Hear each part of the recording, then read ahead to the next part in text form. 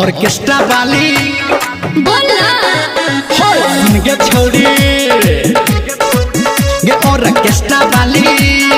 बाज बाज हे गे ट्वीट जे तो कमर में एहना हिला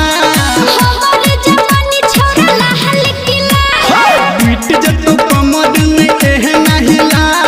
हमारे जवानी छोरा लहल किला सुन के छोड़ी हां हां ऑर्केस्ट्रा वाली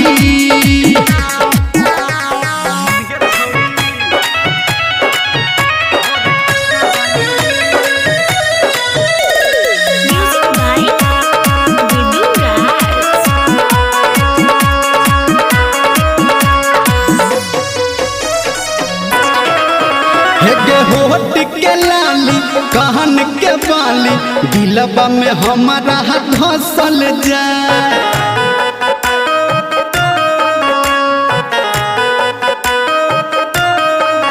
हेगे आँख में गजरा केस में गजरा मनवा में हमारा बसल जाए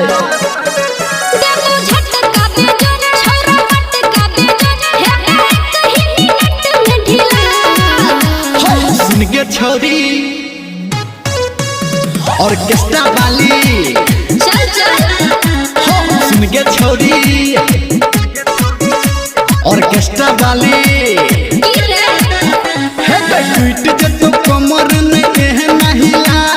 हमारे जवानी छोरा लहल किला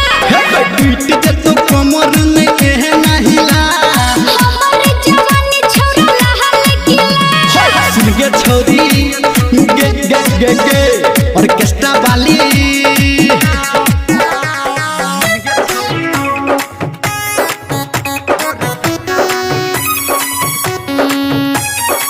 माँ गायत्री रिकॉर्डिंग स्टूडियो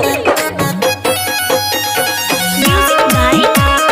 दीदी राज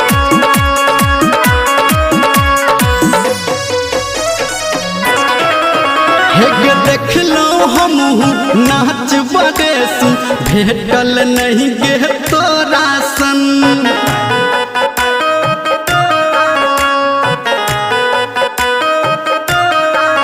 हेगे घघरी के नीचा टंगड़ी देखेबा बुझलो नहीं हम तोहर मन